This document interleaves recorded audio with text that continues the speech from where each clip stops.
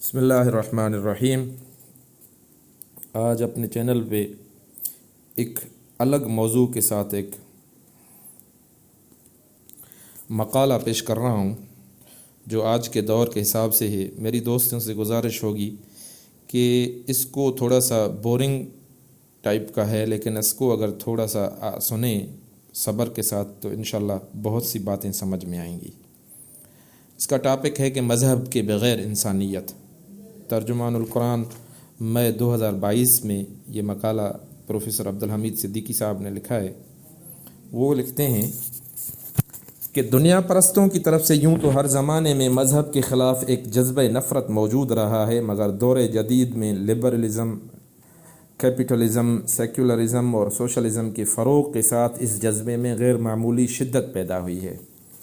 بعض لوگ جذبہ نفرت کے مختلف پہلوؤں اور اس کے منطقی نتائج پر غور کیے بغیر یہ کہنے لگے ہیں کہ آخر انسان مذہب کے اثرات سے آزاد ہو کر کیوں بہتر اور شاد کام زندگی بسر نہیں کر سکتا۔ جن لوگوں نے کبھی کسی مسئلے پر سنجیدگی سے غور نہیں کیا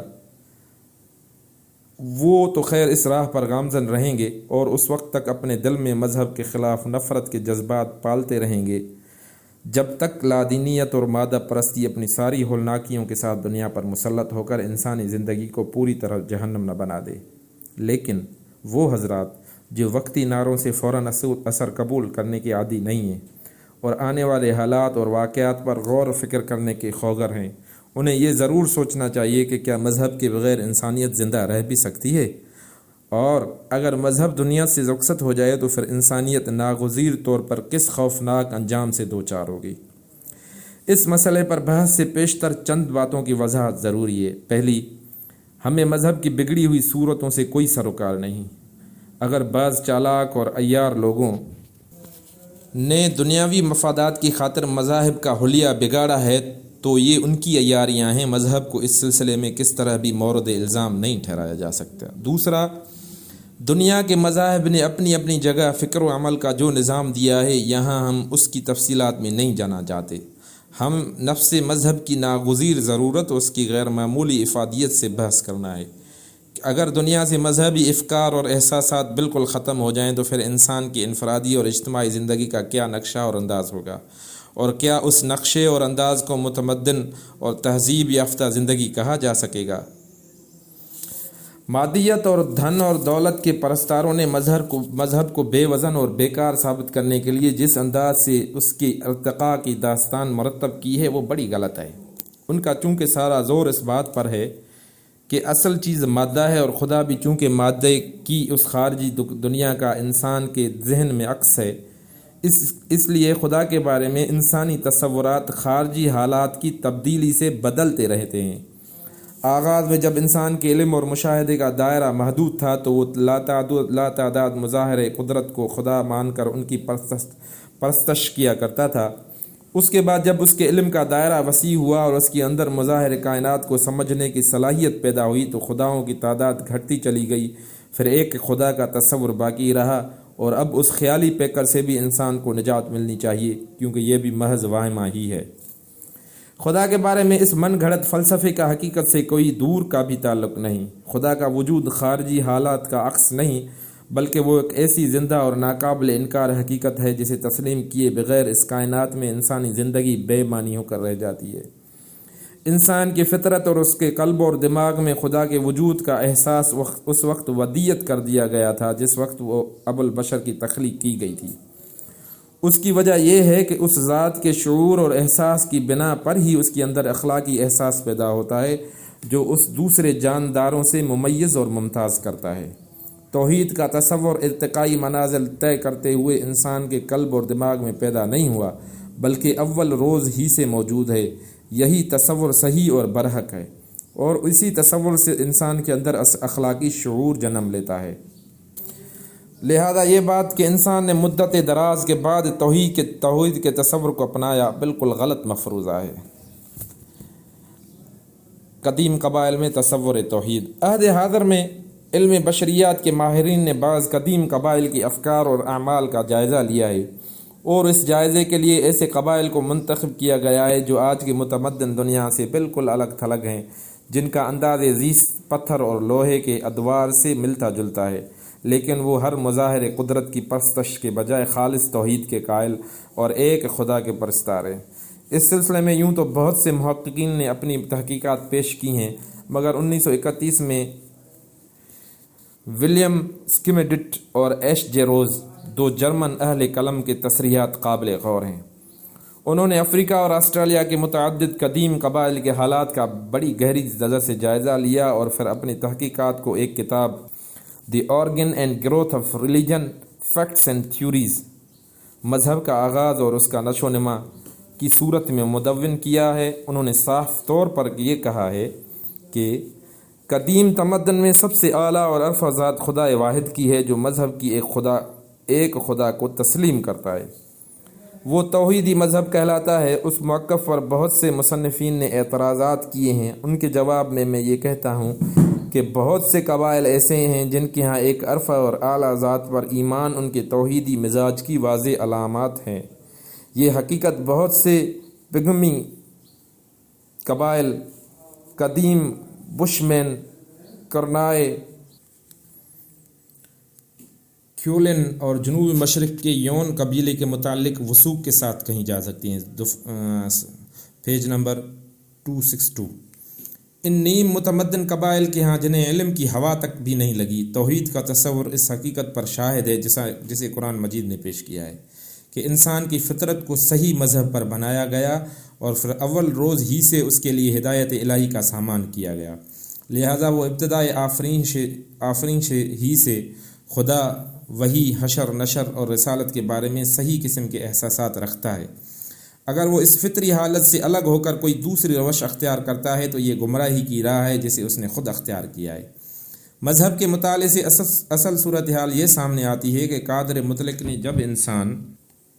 کو مادی اور روحانی احتیاجات کے ساتھ اس کرۂ ارضی پر اتارا تو ان دونوں قسم کے احتیاجات کی تسکین کا سامان بھی فراہم کیا۔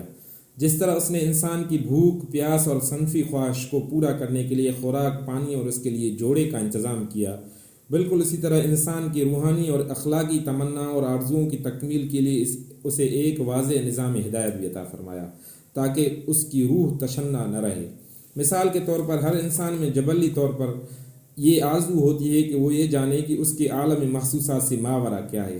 اس کا جواب اسے یہ دیا گیا کہ اس عالم محسوسات سے ماورا ایک عرفہ اور اعلیٰ روحانی نظام موجود ہے جو برابر انسان پر اثر انداز ہو کر اس کے اندر اخلاقی احساسات پیدا کرتا ہے۔ پھر انسان اپنے متعلق یہ جاننے کے لیے بھی آرزو مند رہتا ہے کہ وہ کہاں سے آیا اور کہاں جائے گا۔ اس کا جواب بھی اسے یہ دیا گیا کہ اس کا آغاز بھی اس قادر مطلق ذات نے کیا ہے اور انجام کار بھی وہ اس کے حضور میں حاضر ہوگا۔ پھر دنیا میں کوئی شخص ایسا نہیں جس کے اندر دیکھے بھالے بن سوچے، جانے پہچانے بن بوجھے وجود کا احساس موجود ہو۔ ہر فرد کائنات کی اس بنیادی حقیقت کے بارے میں یہ سوچتا ہے اور اس کی فطرت یہ مطالبہ کرتی ہے کہ اس کے ساتھ اپنے آپ کو ہم آہنگ کر لے۔ دنیا میں کوئی فرد ایسا نہیں جو اس احساس سے خالی ہو۔ یہ احساس انسان کے اندر اس طرح ایک گہری خلش پیدا کرتا ہے جس طرح کہ بھوک اور پیاس یا دوسری جبلی خواہشات خلش پیدا کرتی ہیں۔ یہ احساس وقتی طور پر دب تو سکتا ہے مگر مٹ نہیں سکتا اور ہلکی سی لے کی طرح ہر وقت موجود رہتا ہے۔ انسان اس حقیقت سے تو بہرحال واقف ہے کہ اس کی شعوری اور جذباتی کیفیت کے لیے ایک معروضی آبجیکٹو کا ہونا ضروری ہے۔ اگر غصہ آ جائے تو کس بات پر یا شخص پر ہوگا، خوشی پیدا ہوگی مگر کس چیز یا خیال سے پیدا ہوگی۔ اب اگر دوسری نفسانی کیفیات کے لیے معروض کا وجود ضروری ہے تو انسان کی اس سب سے بڑی اہم کیفیت کے لیے معروض کیوں نہ ہو؟ اس کا جواب بھی مذہب نے یہ دیا ہے کہ یہ کیفیت انسان کی روحانی اور اخلاقی اساس ہے اور اس کا معروض دنیا کی سب سے بڑی حقیقت ہے جو خارجی دنیا میں صورت سے زیادہ روشن اور داخلی طور پر اس کی اپنی زندگی یعنی شہرت سے زیادہ قریب ہے۔ چنانچہ قرآن مجید میں ارشاد ہے، قالت رسلہم افی اللہ شک فاطر السماوات والارض، سورہ ابراہیم ترجمہ ہے جس کا رسولوں نے کہا کیا خدا کے بارے میں شک ہے جو آسمانوں اور زمین کا خالق ہے۔ یہ سارے احساسات جن کا اوپر ذکر کیا گیا ہے انسانی نفس کے بنیادی احساسات ہیں جن سے کسی صورت مفر نہیں۔ پھر ان کی نوعیت ایسی ہے کہ کوئی انسان محض مادی زندگی کے شواہد اور حقائق سے ان کی تسکین نہیں کر سکتا۔ آخر سوچئے کہ اس عالم محسوسات سے ماورا حقیقت کبریٰ الٹیمیٹ ریئلٹی کو جاننے اور اس کے ساتھ اپنی زندگی کو ہم آہنگ کرنے کے لیے آرزو کو یہ کہہ کر کس طرح پورا کیا جا سکتا ہے کہ یہ محض وہم ہے۔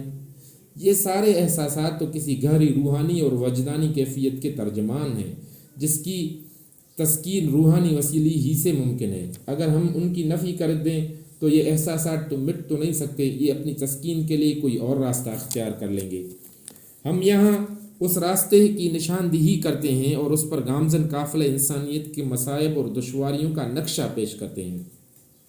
مذہب کے دشمن جھٹ سے یہ تو کہہ دیتے ہیں کہ مذہب انسانوں کے لیے افیون اور سامراج کے ہاتھ میں ظلم کا ہتھیار ہے، مگر انہوں نے کبھی یہ نہیں سوچا کہ مذہب کے بغیر انسانیت کس طرح مٹی پلید ہوتی ہے۔ بعض سادہ لوگ اس فریب میں مبتلا ہوتے ہیں کہ دنیا کی بعض قوموں نے مذہب کو تیاگ کر بھی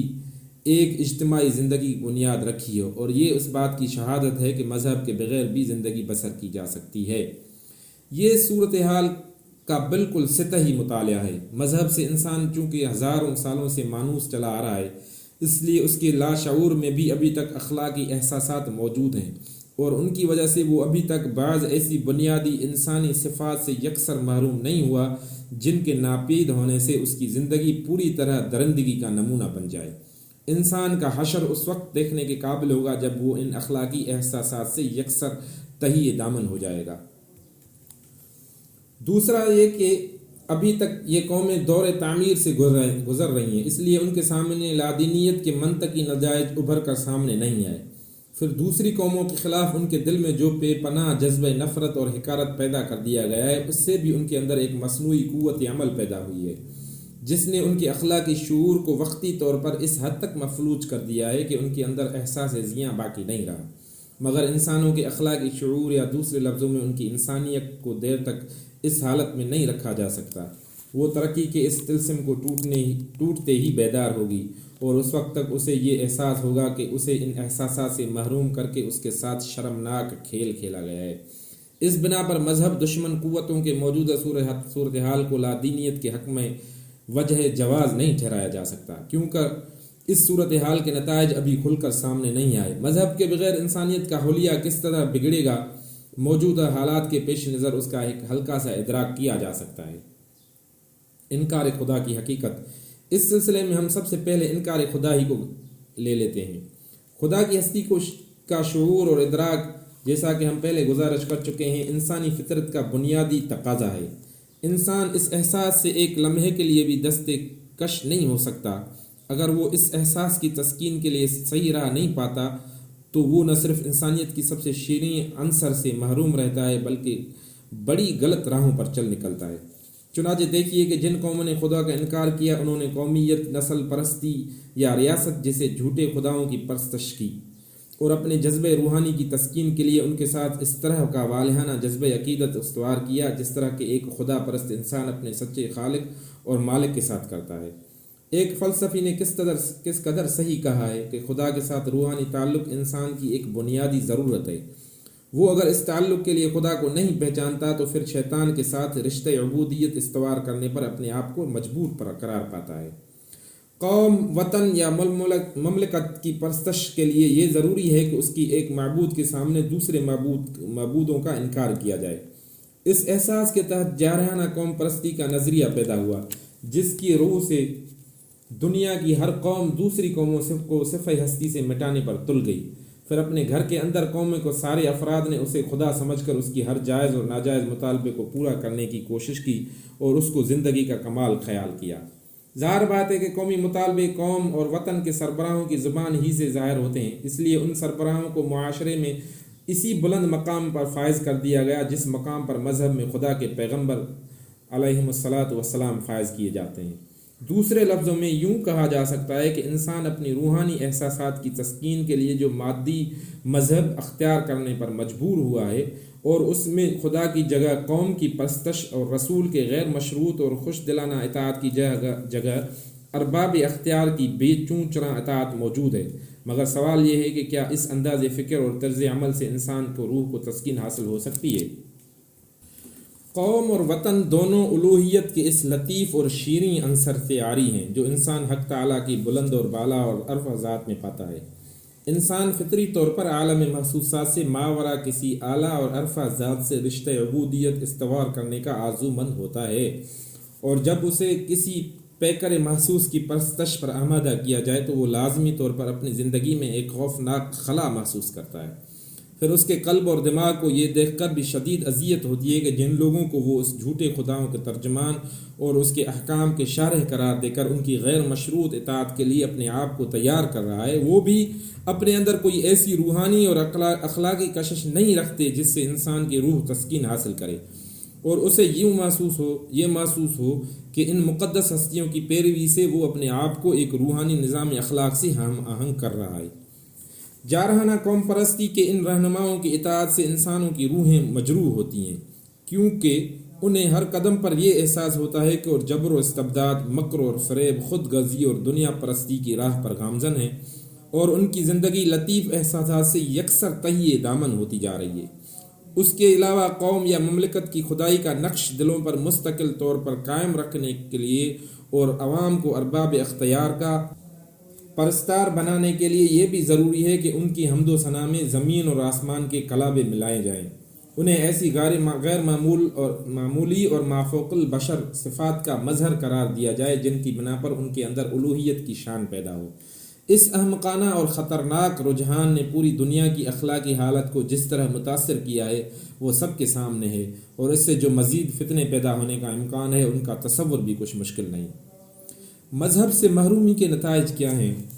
مذہب بھی احساسات سے محروم ہو کر انسان اپنے انسانیت کو بھی برقرار نہیں رکھ سکتا۔ آپ غور کریں کہ انسان اگر حیوان سے ممیز اور ممتاز ہے تو اس کی وجہ یہی تو ہے کہ وہ اخلاقی احساسات رکھنے کی بنا پر اپنے حسی اور مادی خواہشات کو اخلاقی حدود کے اندر رہ کر پورا کرتا ہے،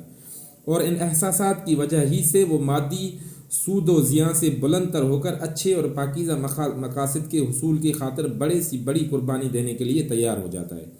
اگر انسان کا اخلاقی شعور جو مذہبی احساس کی وجہ سے قائم ہے ختم ہو جائے تو پھر انسان کے اندر حسی لذات اور مادی مفادات سے بلند ہو کر سوچنے اور اعلیٰ اخلاقی مقاصد کے حصول کی خاطر زندہ رہنے کی کوئی تمنا باقی نہیں رہتی، اور انسانی زندگی کا وہی نہج اختیار کر لیتا ہے جو حیوانوں کا ہے۔ اخلاقی احساس کی عدم موجودگی میں یہ سوال سامنے آتا ہے کہ انسانی عمل کا محرک کیا ہے؟ اس کا ایک ہی جواب ممکن ہے کہ جب روحانی اور اخلاقی احساس موجود نہ رہے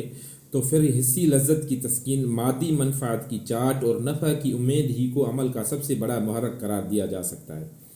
اگر انسان کے اندر کسی بلند روحانی نصب لائن کے حصول کی خواہش نہ ہو تو لامحال وہ حسی خواہشات کی تکمیل ہی کے لیے سرگرم عمل ہوگا۔ انسان کے لاشعور میں مذہب کے بچے خچے اثرات موجود ہونے کی وجہ سے وہ ابھی تک درندگی کی اس سطح پر نہیں اترا، اندرون حالات جس پر اسے فی الواقع اتر جانا چاہیے تھا، لیکن اگر مذہب کے خلاف نفرت کا یہی جذبہ پرورش پاتا رہا تو پھر دنیا کی کوئی قوت اسے پست سطح پر اترنے سے نہیں بچا سکتی۔ وہ لوگ انسانی فطرت کے بارے میں شدید غلط فہمی میں مبتلا ہیں جو یہ سمجھتے ہیں کہ وہ انسان کو مذہب کے بغیر بھی انسانیت کے وسیع تر مفاد کے لیے ایثار اور قربانی پر ابھار سکتے ہیں۔ یہ لوگ غلطی سے سمجھ بیٹھے ہیں کہ وہ ایک مخصوص قسم کے نظام تعلیم اور تربیت کے ذریعے عوام کے اندر اجتماعی مفادات کی محبت پیدا کر کے انہیں غیر معمولی ایثار پر آمادہ کر سکیں گے، مگر یہ لوگ شاید ایثار کی نفسانی کیفیت سے یکسر ناواقف ہیں۔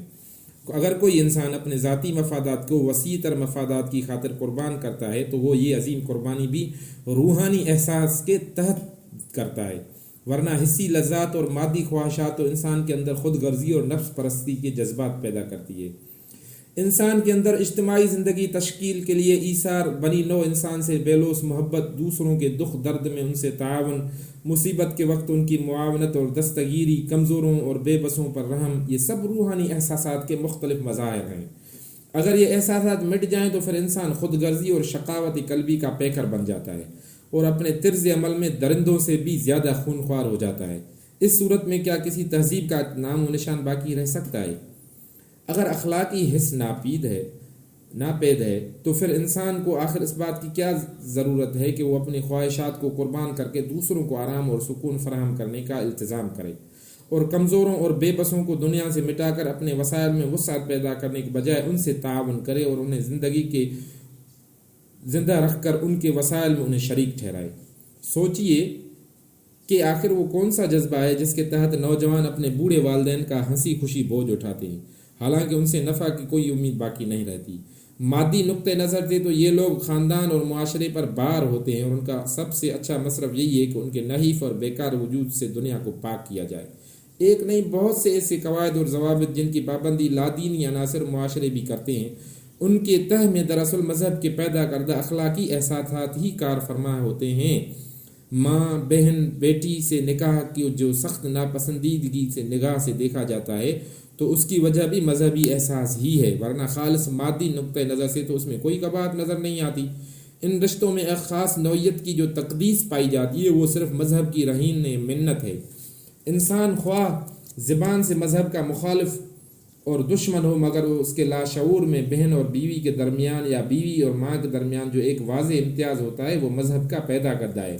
خالص حیوانی نقطہ نظر سے اس تفریق اور امتیاز کا کوئی جواز نہیں۔ مذہب کی افادیت انسانی زندگی میں کیا ہے؟ آپ غور کریں کہ اگر انسان اپنے حسی محرکات کے تحت ہی زندگی بسر کر سکتا تھا تو انسان کی ہدایت کے لیے آخر اتنے لاتعداد انبیاء کیوں بھیجے گئے؟ کائنات کے ان مقدس ہستیوں کی جد و جہد کا اگر تجزیہ کیا جائے تو معلوم ہوگا کہ ان کا کام اگرچہ دنیا کا سب سے سخت ترین اور صبر آزما کام ہے، مگر انسانوں کے کرنے کا یہی کام ہے، کیونکہ انسانیت کا حقیقی جوہر اس کام کے ذریعے کھلتا ہے، اور اس جوہر کی بدولت انسان نہ صرف حیوانوں کو سطح سے بلند ہوتا ہے بلکہ اخلاقی اور روحانی رفعتوں میں فرشتوں کو بھی پیچھے چھوڑ جاتا ہے۔ فرشتوں میں تو حیوانیت کا کوئی عنصر سرے سے ہوتا ہی نہیں، اس لیے وہ حسی خواہشات کی لذت سے یکسر محروم ہوتے ہیں، اور اس بنا پر یہ خواہشات ان کے عمل کا کسی صورت بھی محرک نہیں بن سکتی۔ انسان کی اصل انسانیت بلکہ اس کی حقیقی عظمت کا راز اس بات میں مضمر ہے کہ وہ حسی خواہشات اور مادی تمناؤں کی قوت کو اپنے اندر محسوس کرنے کے باوجود انہیں اپنے آپ پر غالب نہ ہونے دے، بلکہ انہیں اخلاقی احساسات کا پابند بنا کر تعمیر اور ترقی کی راہ پر لگائے۔ انسانیت در حقیقت انسان کی اپنی حیوانیت پر اس کی اخلاقی حس اور اس کی روح کے فتح کا دوسرا نام ہے، اور یہ فتح اور کامرانی مذہبی تعلیمات ہی سے حاصل کی جا سکتی ہے۔ مذہب نے اخلاقی احساس کو نہ صرف پیدا کیا ہے بلکہ اس کی پرورش کا بھی انتظام کیا ہے۔ اس احساس کے تحت انسان کے خاکی ہونے کے باوجود وطن کا پرستار نہیں بنتا بلکہ انسانیت کے وسیع تر برادری سے رشتہ اخوت استوار کرتا ہے۔ اسی احساس کی بدولت وہ مادی سود و زیاں سے بے پرواہ ہو کر زندگی کے بیشتر معاملات اخلاقی بنیادوں پر طے کرتا ہے۔ وہ اسی احساس کے تحت والدین کی عزت اور تکریم کرتا ہے، کمزوروں اور ناداروں پر دست شفقت رکھتا ہے، بے سہارا لوگوں کو سہارا دیتا ہے، حالانکہ مادی نقطہ نظر سے یہ سراسر گھاٹے کے سودے ہیں۔ اسی احساس سے اس کے اندر استغنا، تحمل، بردباری، ایثار جیسے بلند اور اعلیٰ صفات پرورش پاتی ہیں۔ پھر یہی احساس اس کے اندر اخلاص اور بیلوسی کی ایسی متاع عظیم پیدا کرتا ہے جس کے روح سے وہ اپنی ساری خدمات اور قربانیوں کے بدلے میں کسی دنیاوی فائدے یا شہرت یا عزت کا طلبگار نہیں ہوتا، بلکہ یہ وہ سارے کام خدا کی رضا جوئی کے مقدس جذبے سے کرتا ہے۔ خدا کی رضا کے لیے جینے اور مرنے کا عزم انسان کی پوری زندگی خدا ترسی کا نمونہ بناتا ہے، اور انسان زندگی کے ہر چھوٹے بڑے کام کو بڑے اخلاص کے ساتھ سر انجام دیتا ہے۔ اسی مقدس جذبے کے موجودگی انسان کے اندر دو رنگی اور منافقت ختم کر دیتی ہے اور انسان سراپا اخلاص بن جاتا ہے۔ مذہبی احساسات اور معتقدات انسان کی سب سے زیادہ قیمتی متاع ہیں، مگر افسوس کہ انسان ان کی اصل قدر و قیمت سے نا آشنا ہوتا جا رہا ہے۔ چونکہ مادی ذرائع اور وسائل کی فراوانی نے اس کی آنکھوں کو خیرہ کر دیا ہے، اس لیے وہ اس متاع عزیز سے غافل ہو گیا ہے جس سے اس کی انسانیت وابستہ ہے۔ ہوا اور روشنی ہمارے مادی زندگی کے لیے جس قدر ضروری ہیں اس سب سے واقف ہیں، مگر یہ بھی حقیقت ہے ہم ان کی پوری طرح قدر نہیں کرتے کیونکہ یہ ہمیں بغیر کسی تکلیف اور محنت کے میسر آ جاتی ہیں۔ اس طرح مذہب جو انسانیت کا سب سے زیادہ قیمتی سرمایہ ہے اور جس پر اس کی اخلاقی اور روحانی زندگی کا سارا انحصار ہے، ہم اس کی غیر معمولی اہمیت پہچاننے سے قاصر ہیں۔ جس طرح ہوا اور روشنی کی اصل قدر اس وقت معلوم ہوتی ہے جب انسان ان سے محروم ہو جائے، اس طرح مذہب کی حقیقی قدر اور قیمت کا انسانیت کو اس وقت اندازہ ہوگا جب انسان اس گنجے گراں مارا سے بالکل تہی دست ہو جائے گا۔ اسی وقت اسے معلوم ہوگا کہ اس محرومی سے وہ درندگی کے کس پست مقام پر پہنچ چکا ہے۔ حیوانوں میں تو بعض ایسے جبلتیں موجود ہیں جن کی وجہ سے وہ مل کر زندگی بسر کر لیتے ہیں، مگر انسان میں یہ جبلتیں بڑی کمزور ہیں اور ان کے مقابلے میں خود غرضی کے جذبات زیادہ طاقتور ہیں۔ اس لیے اس کے اندر اگر اخلاقی اور مذہبی احساسات باقی نہ رہے تو وہ درندوں سے بھی زیادہ خونخوار ہوگا۔ خدا وہ دن نہ دکھائے کہ انسان مذہب کے شیرین اور حیات آفریں عنصر سے محروم ہو کر درندہ بن جائے، کیونکہ اگر اس مقام پر پہنچ گیا تو پھر دنیا میں خیر اور بھلائی کا نام اور نشان باقی نہ رہے گا۔ وآخر دعوانا ان الحمد للہ رب العالمین۔